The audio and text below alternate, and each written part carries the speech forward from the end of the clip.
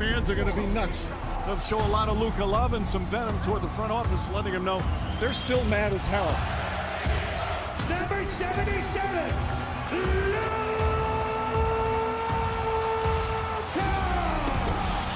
So many emotions, and went out there and just play basketball. Oh, Doncic locked in from the opening tip. He's giving it to him from every spot on the floor. He's just letting them know that daddy's home. It's superhuman. A night for Doncic that began in tears and it ends in triumph. This image, it may be the defining moment of Luka's career to this point. Tears brimming in his eyes as he takes in the tribute video the Dallas Mavericks played for his game returning to Dallas. Malika Andrews here alongside David Dennis Jr., Kendrick Perkins joining us as well. I've never seen a player shown a tribute video and get that emotional watching this sort of thing. It's something that really I've never experienced. By the way, shout out to the Dallas Mavericks, Perk, because they did an incredible job here with that. What did you see in this? Emotion make you cry sometimes, baby. But most of all, it makes you fall in love. We saw emotions, and damn it, we saw love. We saw the emotion part of it because Luka tied to the fan base in Dallas, and we saw the love for the game of basketball because he put on a damn clinic last night. He did. The video was incredible, and the performance even topped that. Let's go to Dallas now. This is the moment that you will see over and over again, a lasting image of a star returning home, coming to terms with the legacy that he left in Dallas and a new chapter he's writing with the Los Angeles Lakers. Luka Doncic, every time he touched the ball, the Dallas faithful let him hear it, but they also were chanting a specific message to the front office.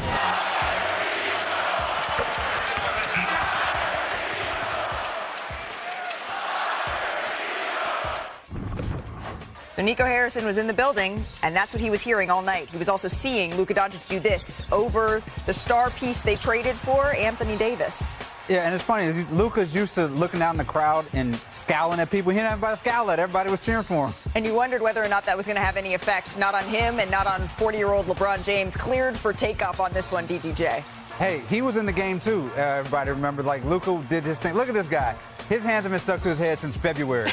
Absolutely stunned. Luka Doncic dishes it out to Vanderbilt. Can't get this one to go. Austin Reeves getting some of that spring. Even LeBron James is impressed there. Luka impressed too. You want your teammates to react like that on a play. And then LeBron whipping it out to Rui Hachimura. Sends it to Doncic. Gets the three to go. Wide open. Dallas, put up a good fight here. Too much Luka in that first half. Luka Doncic certainly putting on a clinic in the first half. He said he wasn't sure if he was even going to be able to play in this game. He did that and more. He had 30 points for the 14th time and a half in his career. That's tied for the most he's had in that first showing since 2018-19. So to the fourth quarter we go. This is where the Lakers started to create a little separation, and you started to see just how special of a night this was for all involved. LeBron James gets the circus shot to go there. And then Luka Doncic, we need to put a counter up now. 38 points with this shot. He's up to 40.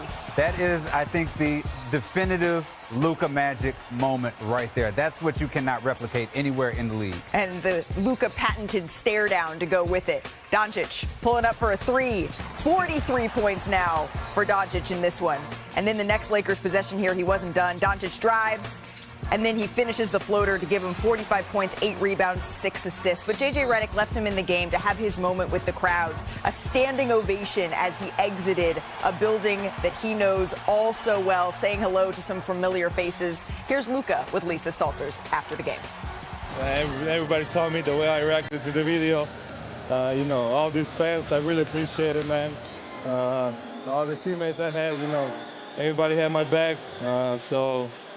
I'm really happy, this guy, I love these fans, I love the city, but it's time to move on. Okay, as a young kid here with 18, and I know what to expect from NBA, and they made me feel like home, and it's just a lot of great memories. The kid had 7 amazing seasons here. I mean, he was from a kid to, a man, and, for all those moments, just, it's all come together today, and just, it's pretty cool. Yeah, I mean, I thought he was going to get 50.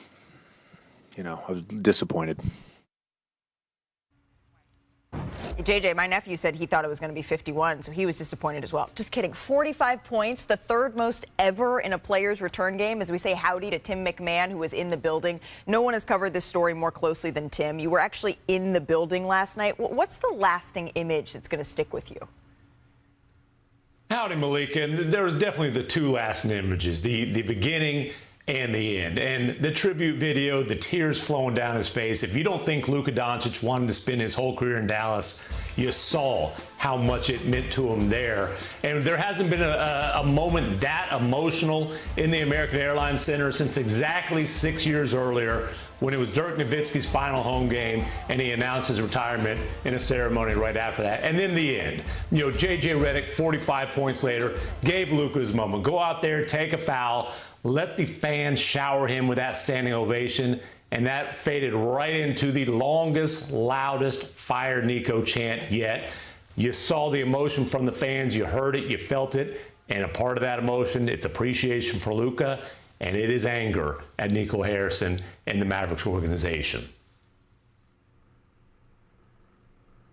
Park. Well, look, this is my takeaway from it.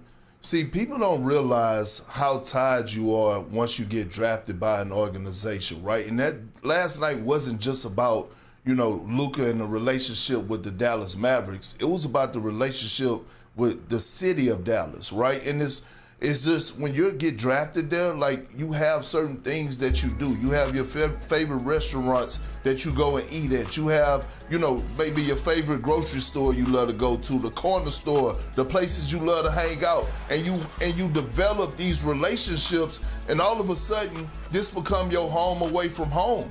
And then there was another prime example of the Texas culture. When, you know, most players, when they play for the Rockets or Dallas, when they retire, they still live back in Houston and Dallas because there's something about that Texas flavor. You know what I mean? That it's that Texas hospitality that just brings a certain level of joy. That's what we witnessed last night. Despite Luka giving them that work, we saw a guy that was tied to the city of Dallas and not just the organization. And yeah, this was a high-pressure game. Like, this is not Game 7 of the finals. This is not a playoff game. But I have not seen a game like this, an introduction to a game like this ever. I think the closest comp that I could think of where a player's returning to a place that he's so beloved, we got to go all the way back to 2002. Michael Jordan with the Wizards, going back to Chicago. And you look at the way that the fans embraced him, the emotions that he had. But even that's different. It had been a couple years since he'd been there. Luka was a Dallas Maverick 2 months ago. And even I think the comparison is even more apt here when you think about Michael Jordan. Stone Cold Killer Michael Jordan, who has never shown any nervousness, said that in that game, that was about as nervous as he's been playing basketball. He was 7 for 21, 16 points. Luka, with that level of emotion coming out the gate, 31 points in that first half. That is just a reminder that that is the type of clutch player that this guy is in the highest and highest of pressure situations. And he echoed that. He said after watching that tribute video, he wasn't sure how he could go out there and play. That's what he told our Lisa Salters right after the game. And it was such a unique moment. I'm not remembering a time, maybe Klay Thompson's return game, where a player has come back to the arena that they've played in, that they called home for so very long. And the cheers for that player were louder than any cheers that the home team was given all night long. That's what it looked like through the television watching this. And the focus of this game was Luka Doncic, and rightfully so. I hope that, I know closure doesn't come in a single game, especially when you have things that are ingrained that deep, but I hope this is the beginning of that for Luka. But the Mavericks, they lost the game. They actually clinched a play-in spot last night with the Suns losing to the Thunder. So the team, they're trying to move on, even if the fans aren't quite ready to yet. Here's Jason Kidd. We have 2 games left to get things going in the right direction before we play Sacramento. And so that's all we're worried about, understanding all the emotions and all the attention on this game. This game is over. There's nothing we can do. He's not coming back as a Mav. He's with the Lakers. And so we have to move forward, and that's what we've done. So, Tim, it was actually you that asked that question to Kidd after the game. What does moving on look like for Dallas here? Well, I think you could hear the enthusiasm in Jason Kidd's voice. I mean, is that a pep talk or what? Look, man, let's just be straight up here. The Mavericks season essentially ended, and their realistic hopes of doing anything this season certainly ended Unfortunately, when Kyrie Irving went down in early March with that knee injury, they're trying to be pros. They're trying to put up a fight. They're trying to block out all the noise, the fire Nico chants, and everything else. They're trying to have guys coming back off of injuries playing well down the stretch here. They're probably going to end up going to Sacramento for a play-in game. Maybe they can win there, maybe they can't. It'll be a miracle if the Mavericks make the playoffs. I'm pretty sure these guys know, which flights are going to Cancun next week. Perk, I see you waving your finger around like you want to get on one of those flights to Cancun. What's up? Nah, I don't want to go to Cancun. We got the playoffs to worry about. I'd rather be covering the playoffs. But I will say this. It's a way for the Dallas to make this right. Right? A lot of people talking about, oh yeah, they didn't get enough back. They should have got Austin Reeves. You know how they can make this right? Soon as the season is over, you go out and you go get Kevin Durant. That's how you make it right. You have the pieces. You have some money to make a trade happen. That's how you make it right if you're Nico Harris in the front office of the Mavs organization. Go get KD to pair alongside Kyrie and AD. Well, that's a conversation we're going to be having later in our show because the Phoenix Suns, their season is essentially over after they were eliminated from playoff contention. So we're going to return to that. Tim McMahon, thank you so very much. Before we get to that discussion, though, we have some highlights we need to show you because there was a lot happening last night. It is time, DDJ, for our big three, the top plays of the night. Let's start at number 3, shall we? Derrick Jones Jr., you've been loving the way the Clippers are playing lately. I know. I may, regret these words at some point, but I love this Clippers team and the way that they are playing. Look at that. Derrick Jones Jr., high flying as always for the slam there, and they're playing their best basketball certainly at the right time. Let's go to number 2 now. It's the Trailblazers and Matisse Thybulle here clocking in. Now watch this. Matisse, he's going to drive through the lane. We're going to show you in just a minute. And then takes off and throws one down there on Micah Potter. Woo-hoo-hoo-hoo. I thought this Blazers team had a real shot in that play-in, but they are still putting up highlights. And they got some exceptional dunkers on that team, too. Maybe a Trailblazers dunk contest. There we you need go. to see one of those. All right, our number 1 play of the night. This was a heartbreaker for the Golden State Warriors. Should I say Spurs Harrison Barnes or former Warrior Harrison Barnes? Seconds ticking down on the clock. Over Jimmy Butler, the game winner. Inexcusable loss by the Warriors, but you got to feel good for Harrison Barnes for doing that in home for the Nuggets and Kings game. We're going to pick this one up in the first quarter here. Denver up 1, DDJ. Nikola Jokic throws up the lob to Aaron Gordon. That 2-man game, it's been lethal over the years. Yes, absolutely, and Aaron Gordon can still get up. And then there is Nikola Jokic. So he's in the third here. He's drawing up plays on the sidelines and then goes in. Just over 7 minutes left here. Denver up. He finds Jalen Pickett, who was huge for them in the corner 3. Yeah, there's a lot of ball movement going on. They were playing pretty free-flowing. Jokic looking like Coach. Coach, I like that. He had a triple-double through 3 quarters, so they still need him on the floor, too. And then Jokic there. And once again, he finds Pickett. Pickett had a career high in this one. Here's Jokic with Katie George after the game. Yes, but I think they got Josh got the response that he wanted. People say that we are vulnerable, but I think the beast is always the strongest or the most dangerous when they're vulnerable. So maybe he woke up the beast. Somewhere Joe Mazzulla really likes that metaphor as well. The wizardry of Nikola Jokic is hard to quantify, but some things withstand the test of time. He's on the cusp of averaging a 30-point triple-double this season. While he's clinched the 10 boards per game, he still needs 74 rebounds, 7 assists across the final 2 games to lock it in. Meanwhile, David Adelman can add his first career win to that resume. A lot of guys say good things in here, but we know what's ahead here. Okay, we got a playoff team Friday, a playoff team Sunday. So we have a big journey ahead of us. The great thing about tonight is you all stayed with it. Everybody stayed with it. Hold on. Yeah. Yeah, David. Yeah, folks. Hey,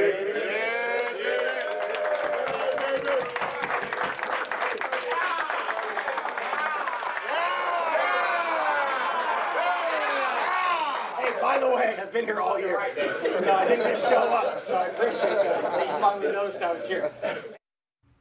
I feel you, David. The losing streak's over. The pressure, though, is not. Bobby Marks, our front office insider, joining us for this conversation. Bobby, what stood out to you? What did this night tell you about their chances heading into the playoffs?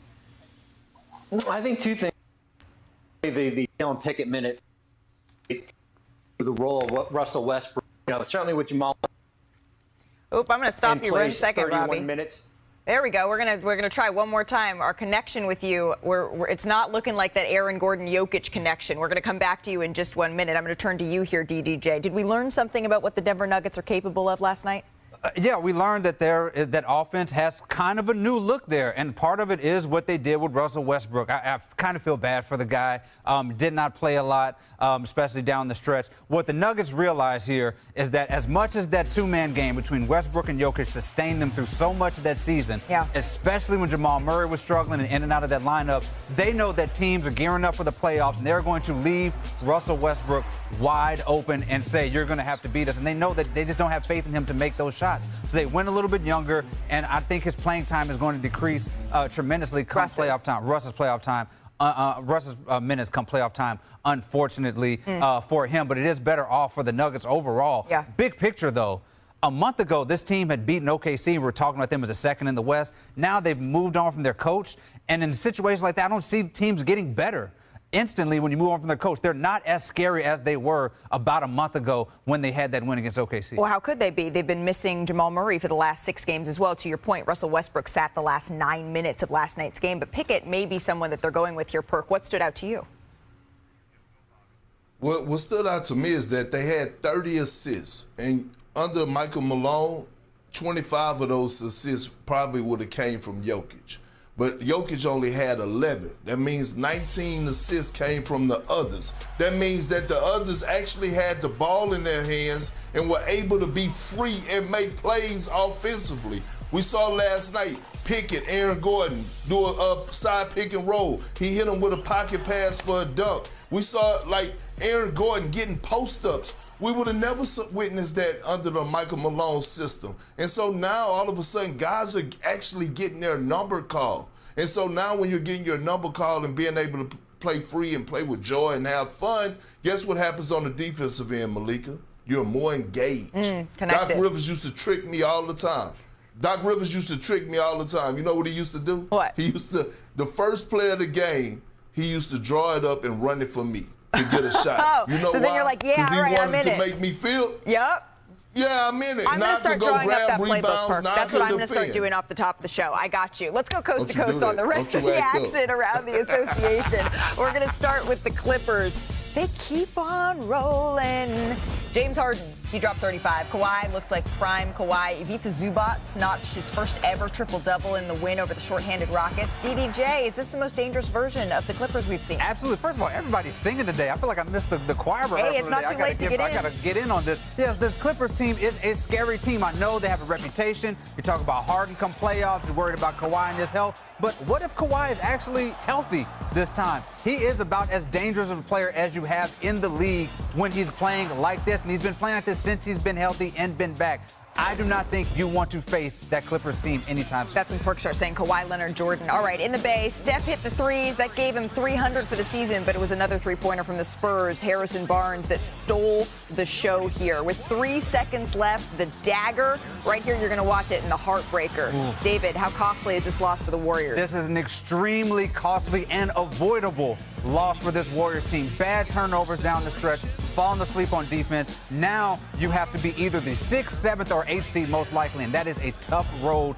to get to going forward. It could come down to that game on Sunday against the Clippers on ESPN. Let's take a look at our electric moment brought to you by Hyundai.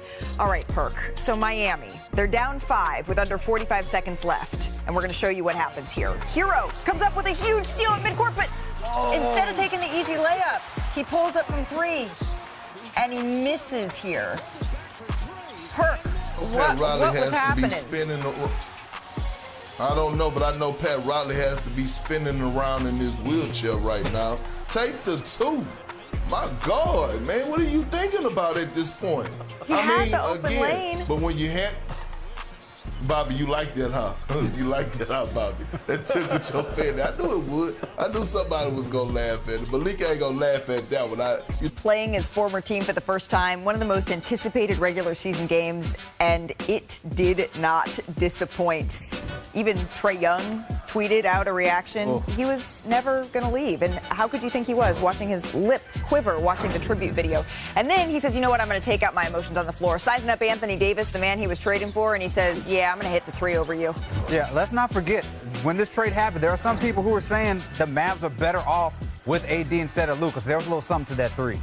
And he's trying to say, you know what, I'm going to show you what you're missing. That's what you want to do to an ex, right? He sizes up Max Christie this time, and then he's able to hit that three. He would score on all 6 half-court defenders that picked him up in the first half here. But then how about the other 2 members of the Lakers' big three? Lakers out in transition here. Austin Reeves throwing it up to LeBron James. Watch him here. He goes up and gets it. Here's what LeBron had to say about Reeves' comments on that alley-oop connection. He keeps telling me, hey, you know what? I think I threw it too high. That's what he keeps saying. Well, later, it would be Reeves' turn here, DDJ. Yeah, I love the Reeves and LeBron relationship, dating all the way back to the meme of LeBron trying to whisper to Reeves about plays, and now look at them. I do too, but this game, it was all about Luka. Anybody could tell with my reaction. His reaction to Bron's reaction was about as clear as mine as the shock was. Well, yeah, and then it was also fourth quarter LeBron James. He put on a show, really, in the fourth here. Second in the league in fourth quarter points this season, and he continued his fourth quarter dominance. He tallied 13 of his 27 points in the fourth. The Lakers get the win in this one, but as I mentioned, really this was about Luka, and here he was on the support he got from his Lakers teammates. Big time, because they all had my back. That's what we talked about before the game, and everybody had my back, from coaches to players. And, you know, we're trying to build something special here, and that was really, really nice to see. Now here with our reporter, Dave McMenamin, who was in the building last night. And, Dave, through the screen, it seemed like it was all cheers for Luka all night long. In fact, it seemed like Luka got louder cheers than any individual member of the Dallas Mavericks did last night. Is that how it felt in the arena? Absolutely, Malika. We know that Laker fans show up and show out, even in road arenas. So some of that was the cause for the cheers coming from the stands, but also Mavericks fans certainly wanted to welcome him back, and there were Luka chants, there was MVP chants for him. In the first quarter, whenever he touched the ball, the place just roared with clapter and applause just for the mere idea of him being back on the court with the ball in his hands. And, you know, really that continued throughout the night. It was all positive vibes towards Luka Doncic. The only negativity was the fire Nico chants. And those happened early and often. It started with the Lakers shooting free throws when they would do the chant. It ended when the Mavericks were even shooting free throws. You heard the fire Nico chants. Yeah, they were pretty loud. You could hear them very, very clearly through the TV. We were putting up chyrons of what was being said. I don't think that was necessary. But the big picture here, the Lakers, they clinched a playoff spot. Let's take a listen together to LeBron and the importance of staying out of the play-in. Anything can happen, so for us to know that we top 6, I mean, you know, in the format that it is right now, anytime you get some rest, I speak for myself. Anytime I get a week off from not playing ball, I'll take it. I'll take it. Honestly, LeBron, same. But the Lakers, they have been in the play-in 3 out of the last 5 years. How important is this added rest here for LA? It's monumental. Now, certainly LeBron has found his rhythm in the last 4 or 5 games, really starting since that loss against the Golden State Warriors. So he's looked more like the player he was prior to missing those 2 weeks with the left groin strain. But when you saw that injury report the other night in OKC, half the rotation is dealing with some type of knick-knack injury. So being able to assure themselves to be out of the play-in tournament gets them about a week from the end of the regular season till the start of the postseason. And they can buy themselves even a couple extra days here. If they can beat the Houston Rockets on Friday, they will lock up the number 3 seed. And then that game to end the season on the road in Portland on Sunday, they can just, you know, kind of play the end of their bench and buy themselves an extra 2 days of rest, basically, to get ready for their first round opponent. Yeah, essentially split, and they can lock up that 3 seed. Dave McMenamin, thank you so much for stopping by NBA Today. But the rest of the West, we're still having things happen up and down the standings. Let's check in, though, on the Thunder. They eliminated the Suns from any postseason contention. That snaps a 4 postseason streak for Phoenix. On the flip side, OKC clinched home court advantage for the entirety of the playoffs. And they had some fun, of course. This is one of my favorite parts, DDJ, of anything that happens. It's the Nick Gallo post-game. The T-shirt, they had custom T-shirts for Nick Gallo. Absolutely awesome. Nick Gallo deserves it. He's one of the best in the business. We have plenty of time to talk about OKC because, as I mentioned, they will be rolling with home court advantage through the postseason. So let's talk about the Phoenix Suns as we say hello again to our front office insider, Bobby Marks. About a year ago, it was Suns owner Matt Ishbia that reiterated his confidence in this group. So let's just take a listen together here. Let's be real, although this isn't a cool narrative and the national media really won't want to play it out there, but like, ask the other 29 GMs. 26 of them would trade their whole team for our whole team and our draft picks and everything as is. Like, the house is not on fire. We're in great position. It's not hard to fix. It's not like we're like, hey, we don't have enough talent to win a championship. We have enough talent to win a championship. Okay, well, it might be on fire now. That was Matt Ishbia. He can say that his team is literally one of one right now. Of the 30 teams in the league, the only team that isn't in contention for the postseason, the lottery, or control of a first-round pick is the Suns. So let's just start with this is a disappointing season for Phoenix. There's no way around it. How do you quantify that? Yeah, counterpoint to Ishbia. There's not a single team right now that should want to be the Phoenix Suns in the entire league. They have no draft picks. They have no money. They spend all their money on their veterans right now, and they are not going to the playoffs. Those are the three things. Like, that is an impossible situation to have. And there is an irony here, or a poetry, in the fact that they got kicked out against the OKC Thunder, a team that has taken the opposite approach to Phoenix. They've built through the draft. They punted on when they've had veterans that were expensive. And now they are looking like the best team in the league, and they are set for the foreseeable future, as opposed to the Suns, who had a young core, who blew up that young core, who gave up their draft picks for veterans and a team that is not working. The only option for this team going forward, you have to move on from KD, but that's not enough. You have to move on from KD and Devin Booker if you hope to have any sort of chance over the next 5 years for contention possibilities for this team. There's a lot to get to there. For what it's worth, the Suns have said, at least for right now, that they're not interested in hearing any conversations around Devin Booker, again, for right now. But if you, Bobby, you worked in the front offices for many, many years. If you're looking up and down at the big and hard questions that the Phoenix Suns need to answer here, what's on that list?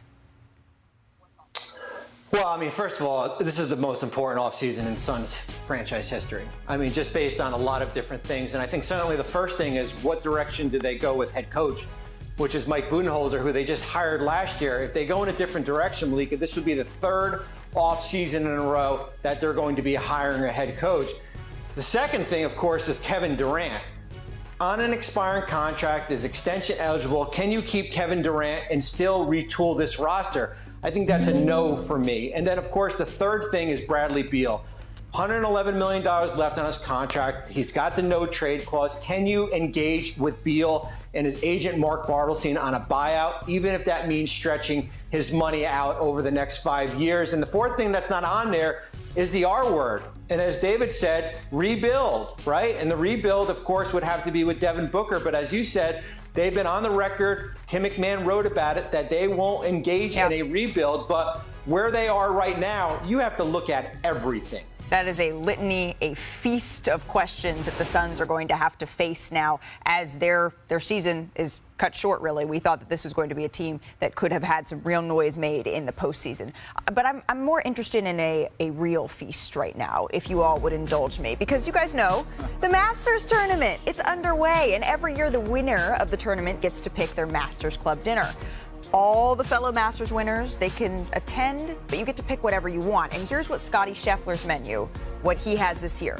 So it's looking like some cheeseburger sliders, firecracker shrimp, ravioli bites. You think that's a nod to the ravioli? Yeah, a little situation. Yeah, Texas-style chili, a ribeye or redfish, and then a warm chocolate chip cookie, the skillet cookie. But that's Scotty's. We think that we have a champion of our own that could give that list a run for its money. So, Kendrick Perkins, if you were hosting, what would your menu look like, my friend? It's crazy because this is the second menu I done. I did one on road tripping, and I'm starting to feel, some type of way. Like, do y'all think I love food? Because I do, damn it. Let me show you well, look, let me show you what my menu look like. Appetizers, okay? Give me some calamari, all right, and crab cakes. Serve Beaumont style calamari, okay? Serve Perk style, crab cake, serve Beaumont style. So yeah, I need those blue crabs out of the Gulf of America, okay? And then my first choice, I need seared salmon, okay? 12 ounces. I don't need 8 ounces, 4 ounces, and I need it with the lemon in the bag so I can squeeze it all over the salmon. Okay, give me my sides, mashed potatoes, sauteed spinach, okay? But I need the butter in the mashed potatoes. My main course, give me a half pound of king crab